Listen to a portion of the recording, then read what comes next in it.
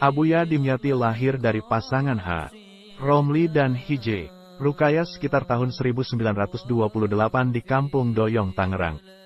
Abuya Ahmad Dimyati meninggal pada tanggal 1 Januari tahun 2001, beliau dimakamkan di depan masjid yang pertama beliau bangun di Cilongok.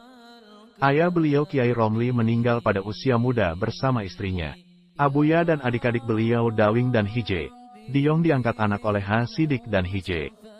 Ilot Org nomor 2 terkaya di Cilongok waktu itu. Cucu dari Kiai Haerun Doyong ini pun akhirnya lebih banyak menghabiskan waktunya UTK belajar di pondok pesantren. Bahkan saat mondok beliau mendapat julukan si Bambara, karena hampir setiap waktu di kamar beliau selalu terdengar suara beliau yang berdengung karena membaca kitab.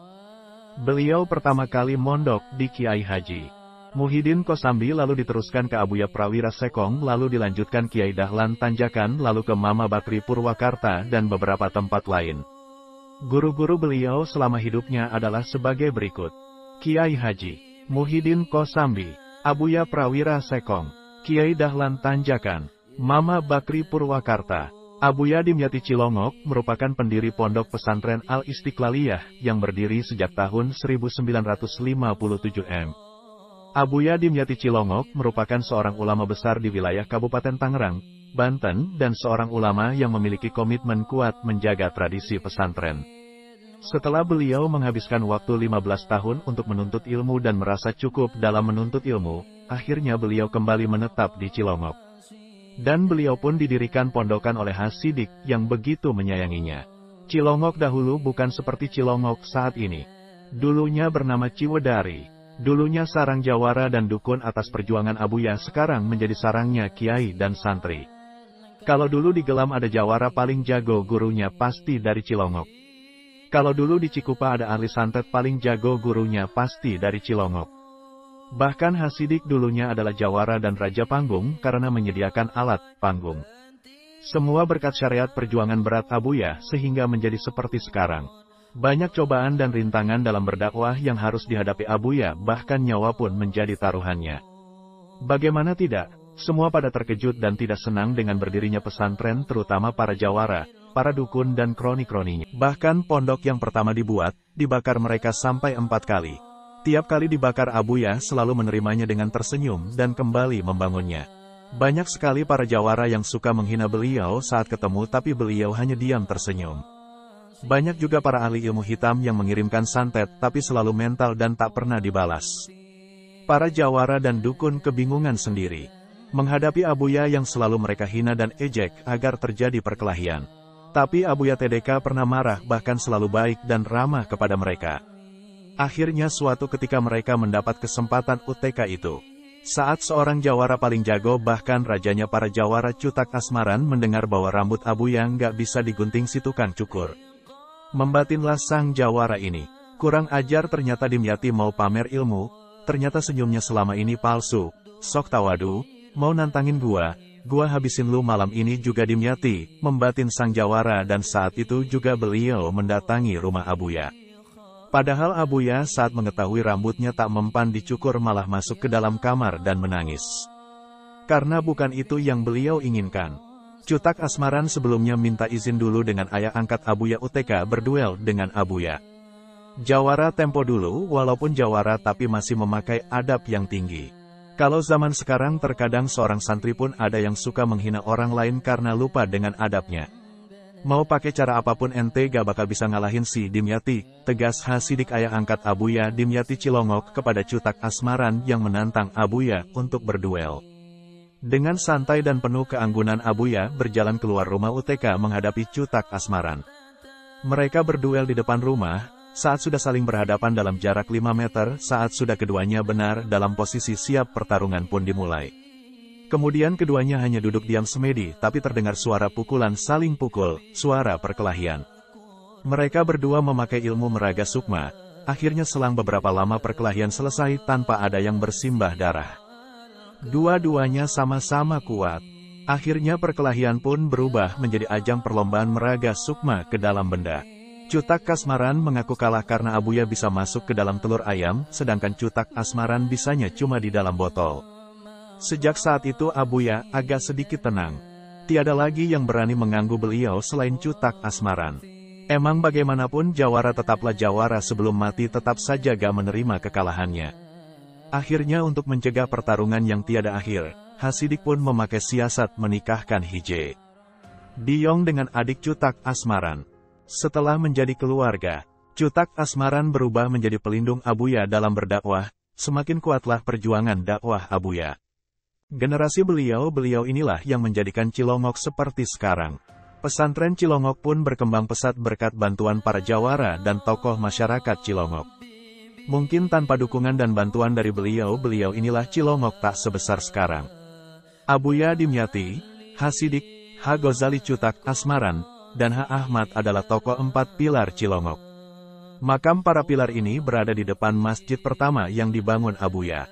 Dikisahkan di akhir tahun 80-an suatu malam saat pondok pesantren sudah mulai sepi, datanglah 3 orang ke kediaman Abuya Dimyati Cilongok yang ternyata adalah perampok. Seperti biasa, apabila ada yang bertamu Abuya Dimyati selalu membukakan pintu dan menyuruh masuk, kapanpun waktunya. Kemudian perampok itu masuk dengan mengucapkan salam. Waalaikumsalam, mari silakan masuk, jawab Abuya Dimyati. Ya terima kasih Abah, jawab 3 perampok itu. Masuklah ke 3 orang ini. Setelah mereka duduk, Abuya Dimyati bertanya kepada mereka. Maaf, malam-malam begini ada apa? Ada kepentingan apa? Tanya Abuya Dimyati. Maaf Abah Haji, kami bertiga datang mau meminta tolong, ujar salah seorang perampok. Begini Abah Haji, sebelumnya kami benar-benar mohon maaf, kami mohon Abah Haji menyerahkan uang naik haji titipan orang yang ada di Abah Haji, sambung perampok itu. Adat orang zaman dulu di Banten biasanya menabung atau menitipkan uang naik haji kepada para ustadz atau kiai. Oh maaf sekali Abah nggak bisa memenuhi permintaan kalian. Soalnya ini bukan uang Abah, tapi kalau punya Abah bisa berikan. Tunggu ya, jawab Abuya Dimyati. Sekali lagi maaf Abah Haji, kami justru enggak mau uang Abah Haji, kami maunya uang titipan orang-orang kaya itu. Dengan menyesal sekali kalau Abah Haji tidak mau kasih, terpaksa kami pakai jalan kekerasan, kata perampok sambil ketiganya itu meletakkan golok di atas meja. Oh, kalau begitu ya sudah, tunggu sebentar ya, ujar Abuya Dimyati. Tidak lama kemudian keluarlah Abuya Dimyati sambil membawa koper kulit besar zaman dulu. Karena kalian memaksa nih, ambil, semoga bermanfaat, mohon tolong dihitung dulu karena Abah belum menghitungnya, kata Abuya Dimyati. Baik Abah Haji, ujar perampok itu.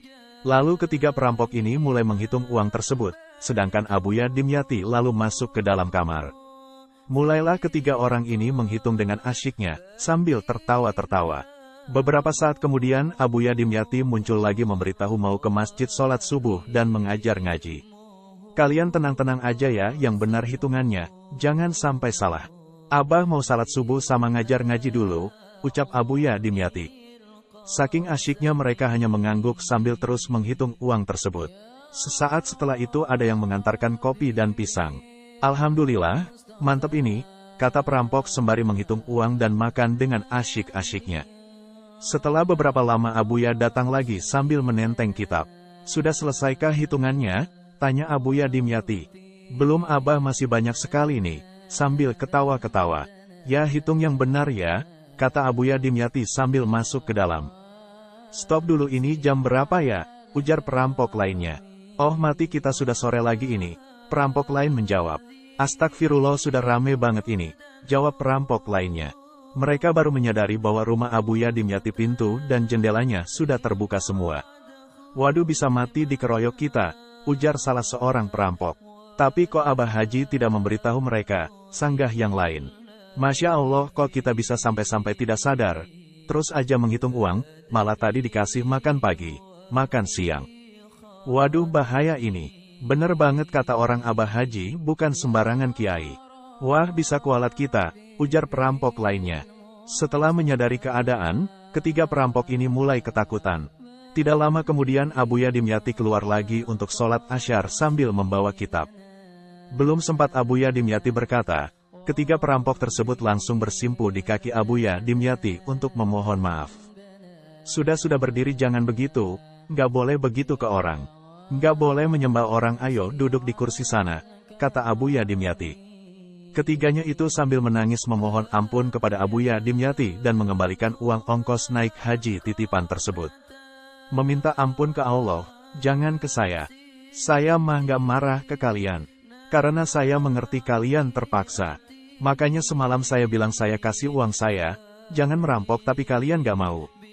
Ini uang milik orang lain, Abah hanya dititipkan bukan hak Abah untuk memberikannya kepada kalian, ujar Abuya Dimyati. Sudahlah dengerin kata Abah Haji, tobatlah kalian ke Allah karena hanya Dialah sebaik-baiknya penolong. Cari kerja yang benar. Nah sekarang ayo kita salat asyar dulu, kata perampok 3. Setelah salat asyar perampok 1 dan 2 pamit kepada Abuya Dimyati, sedangkan perampok ketiga memohon diterima sebagai santri Abuya Dimyati. Kejadian ini tidak pernah Abuya Dimyati ceritakan kepada orang lain, apalagi santrinya, karena beliau ingin menutupi perampok ketiga sampai beliau meninggal. Justru diceritakan langsung oleh si perampok ketiga sendiri menjelang Abuya Dimyati meninggal.